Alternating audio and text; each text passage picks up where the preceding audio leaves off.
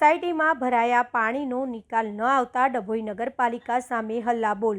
छेल्ला 8 कलाकमां 5 इंच जेटलो वरसाद वरसी चूक्यो छे। कुल सीजननो वरसाद 35 इंच जेटलो वरसाद वरसी चूक्यो छे। डभोई सोसायटी विस्तारना रहीशो नगरपालिका सामे रोषे भराया। सोसायटीओमां भराता पाणीना निकाल व्यवस्था कराई न होय रहीशो रोड पर उतरी आव्या। गतरोज वरसेला मुसळधार वरसादमां डभोईना अंबिकानगर, उमा सोसायटी, आंबेडकर सोसायटी सहितना विस्तारोमां पाणी भराई गया हता। दर ચોમાસામાં આ જ સ્થિતિ સર્જાતી હોય રહીશો અનુભવે છે મુશ્કેલી। ગઈકાલે વરસેલા ધોધમાર વરસાદના પરિણામે અનેક સોસાયટીઓ અને લોકોના ઘરોમાં પાણી ભરાઈ જતા લોકો તકલીફમાં મુકાયા, પરંતુ પાણી નિકાલની નગરપાલિકા દ્વારા કોઈ વ્યવસ્થા કરાવી ન હોય રહીશો આજે રોષે ભરાઈને માર્ગ ઉપર ઉતરી આવ્યા। રસ્તા રોકો આંદોલન अपनाव्યું। સ્થળ પર દોડી આવેલા ચીફ ઓફિસર સહિત નગરપાલિકા પ્રમુખનો લોકોએ કર્યો ઘેરાવ। પાણી નિકાલની હૈયાધારણા મળતા સ્થાનિક અગ્રણીઓ અને પોલીસની મધ્યસ્થી દ્વારા રહીશો આંદોલન સમેટ્યું।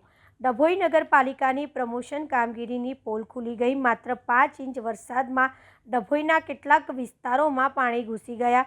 ડભોઈ નગરપાલિકા શોપિંગમાં પશુ દવાખાનું, માછીવાડ, ખાડો સિકંદરની ચાલી, Rana hotel, Ambedkar society, Uma society, Ambika society और नंदनवन सोसायटीना लोको सिनोर चौकड़ी आवीने चक्काजाम कर्युं हतुं। रहीशोए वारंवार रजूआत करवा छतां पण तेमना काम निकाल थता नथी। गोठण केटलाक पाणी सोसायटीओमां सुधी भराई गया छे। लोको हैरान परेशान थई गया छे। आ ચોમાસામાં ત્રીજી વખત સોસાયટીઓમાં પાણી ઘૂસી ગયા છે। લોકો આખી રાત हैरान परेशान थई गया छे। नगरपालिकाना वहीवटी तंत्रनी निष्काळजीनो भोग नगरजनो बनी रह्या छे। અમે ઉમા સોસાયટીમાંથી આવીએ છીએ। છેલ્લા 5 વર્ષથી અમને પાણીની ખૂબ જ તકલીફ છે, એટલે બધી લેડીઝ અમારી આખી સોસાયટીની પબ્લિકને લઈને અમે આવ્યા છે। છેલ્લા 5 વર્ષથી સેમ સિચ્યુએશન છે, એક પણ આટલી પણ ફેરફાર પડ્યો નથી। વારંવાર રજૂઆત કરવા છતાં કોઈની ઊંઘ ઉડતી નથી।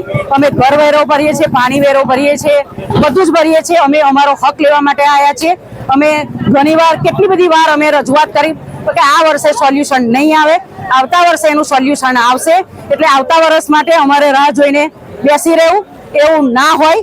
પબ્લિક આવે, પ્રજા આવે, એ પોતે પોતાનો હક લેવા માટે આવી છે, તો એનું સોલ્યુશન તમારે આપવું જોઈએ। તમે એક વીક કહો તો અમે ચલાવી લઈએ, પણ 1 વર્ષ સુધીનું તમે અમે એવું કહો કે આવતા વર્ષે તમારે જોઈ લઈશું, એ વસ્તુ ના બની શકે અને એવું થવું ના જોઈએ।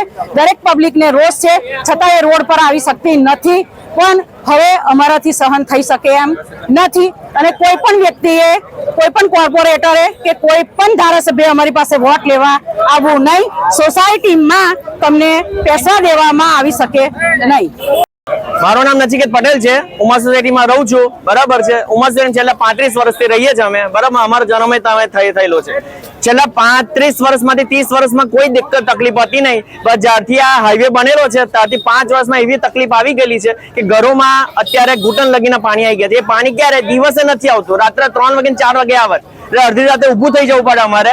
અને અત્યારે ઊભું થઈને જમવાનું બનાવવાનું કેવી રીતના, નાહવાનું ધોવાનું કેવી રીતના, અને ગટરના પાણી એ પાછા બેક મારે છે। ઘરમાં પાણી ના આવતું હોય તો ગટરનું પાણી પાછું આવી જાય છે।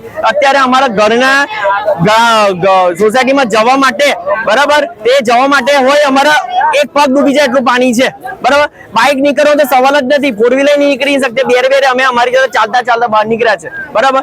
હવે એક જ સોલ્યુશન છે, આ છેલ્લા 15 દિવસમાં ત્રીજી વખત ઘરમાં પાણી ભરાયું છે। ત્રીજી વખત એટલે આજે ત્રીજી વખત પાણી ભરાયું એ અમારા ઘૂંટણની ઉપરનું પાણી છે। અત્યારે અમે નાયા ધોયા કેવી રીતના નાયા ધોયા અમને ખબર છે, અને ગટરનું પાણી બેગ મારેલું છે। છેલ્લા 15 દિવસમાં 3 વખત થયેલું છે આવું, બરાબર। આ 15 દિવસમાં 3 વખત ઘરમાં પાણી આવ્યા છે।